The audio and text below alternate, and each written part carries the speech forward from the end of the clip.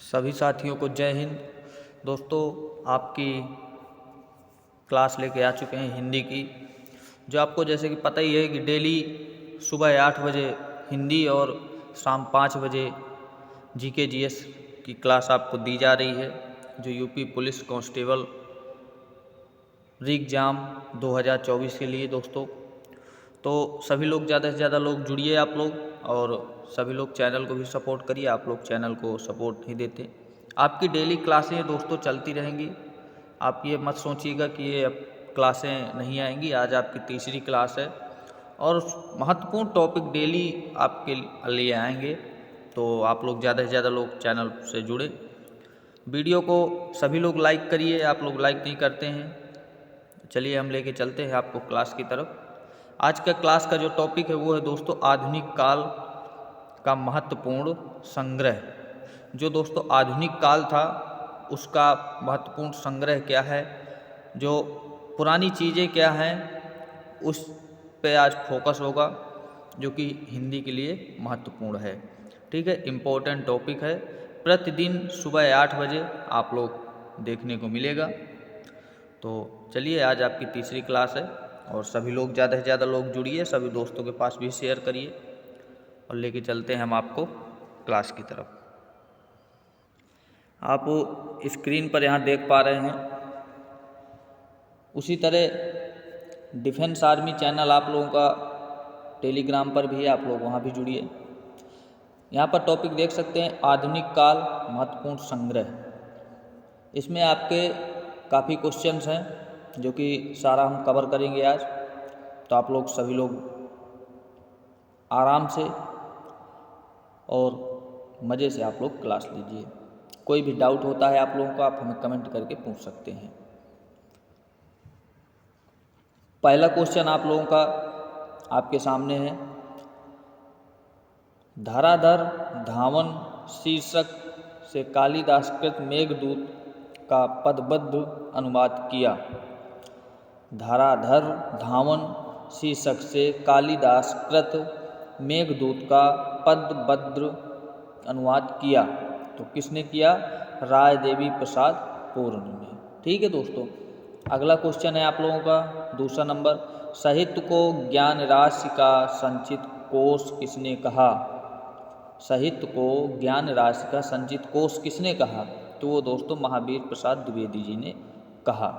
अगला प्रश्न है आप लोगों का, हम कौन थे, क्या हो गए और क्यों होंगे अभी?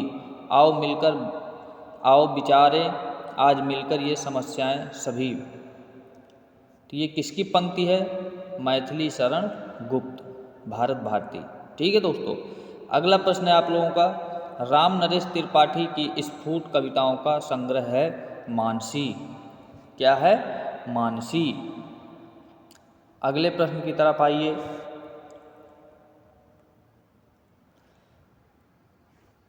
अगला प्रश्न जो है वो आप लोगों का, किस कवि को एक भारतीय आत्मा कहा जाता है? कौन सा वो कवि है जिसको भारतीय आत्मा कहा जाता है? तो वो है दोस्तों माखनलाल चतुर्वेदी जी। अगला प्रश्न है आपका 6 नंबर। नरेंद्र शर्मा का सर्वाधिक लोकप्रिय काव्य संग्रह है प्रवासी के गीत। उसके बाद अगला प्रश्न आता है, अपलक और क्लासी काव्य कृति किसकी है? तो वो है दोस्तों बालकृष्ण शर्मा नवीन की। अगला प्रश्न है, राम की भक्त शक्ति पूजा की रचना निराला ने कब की? तो 1936 ईस्वी में की। ठीक है दोस्तों, 9 नंबर प्रश्न है आप लोगों का, मनुष्यों की मुक्ति की तरह कविता की भी मुक्ति होती है। ये किसका कथन है? निराला जी का कथन है, जो कि परिमल की भूमिका में। ठीक है, अगला प्रश्न है 10 नंबर। ले चल मुझे बुलावा देकर मेरे नाविक धीरे धीरे। ले चल मुझे बुलावा देकर मेरे नाविक धीरे धीरे किसकी पंक्ति है? ये है दोस्तों प्रसाद जी की पंक्ति। ठीक है दोस्तों, अगला प्रश्न आप लोगों का आपके सामने है प्रश्न नंबर 11। किस कवि ने दादा भाई नौरोजी को विलायत में काला कहे जाने पर अपनी कविताओं को क्षोभपूर्ण प्रतिक्रिया व्यक्त की? तो है दोस्तों बद्री नारायण चौधरी प्रेमधन्य। ठीक है। प्रश्न नंबर 12 है आपका, वियोगी हरि को किस कृति का प्रयाग हिंदी साहित्य सम्मेलन की ओर से 1200 रुपये का मंगला प्रसाद परिशोषित पुरस्कार मिला था? तो वो दोस्तों वीर सतसाई जी को। ठीक है। अगला प्रश्न है आपका, भारतेंदु ने अपनी किस कविता में विदेशी वस्तुओं के बहिष्कार की प्रेरणा दी?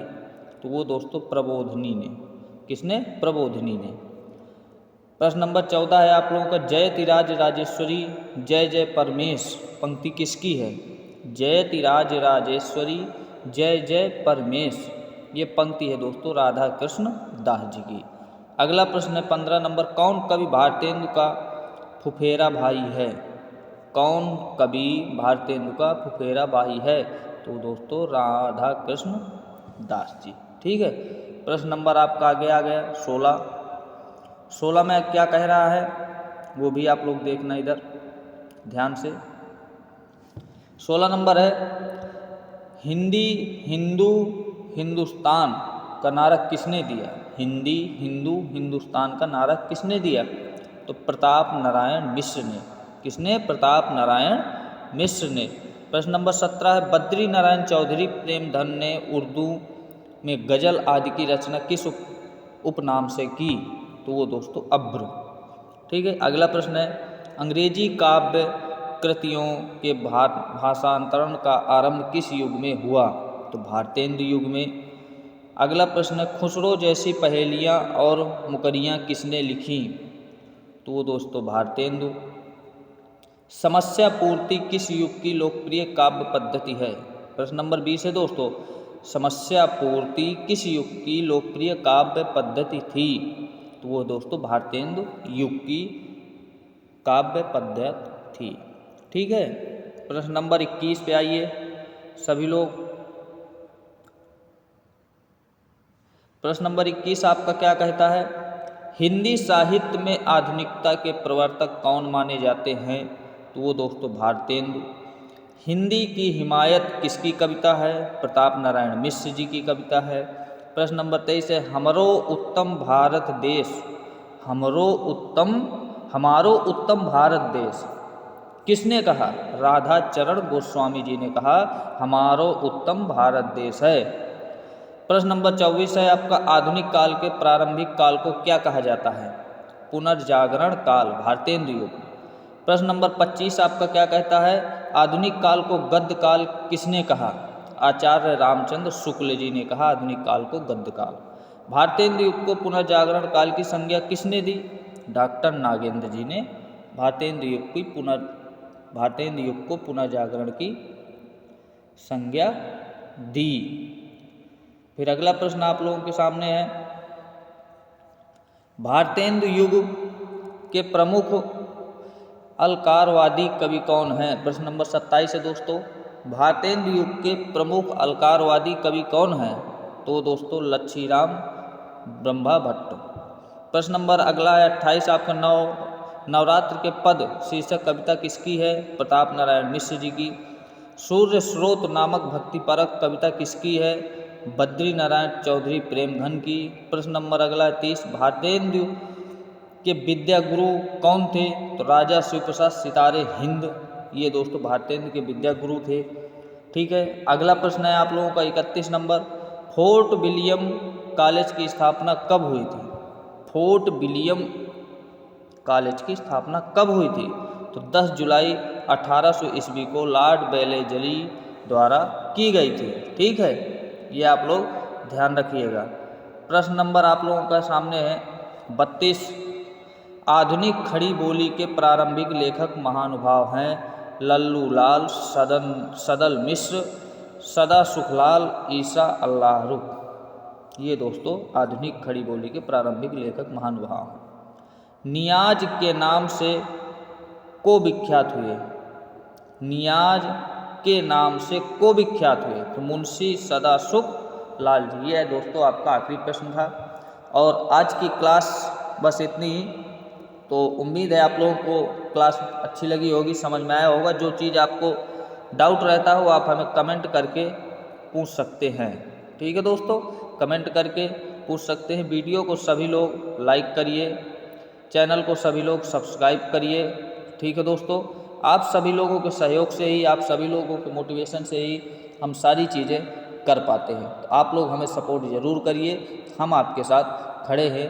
और फिर मिलेंगे एक अगली क्लास शाम को। सभी लोग ज़्यादा से ज़्यादा लोग जुड़िए और सभी लोग आइए। शाम को 5 बजे जीके और जीएस की क्लास होगी, जिसमें आपके 40 से 45 क्वेश्चन लाए जा रहे हैं और ये डेली दोस्तों लाए जाएंगे। जीके जीएस शाम 5 बजे। कब दोस्तों? शाम 5 बजे।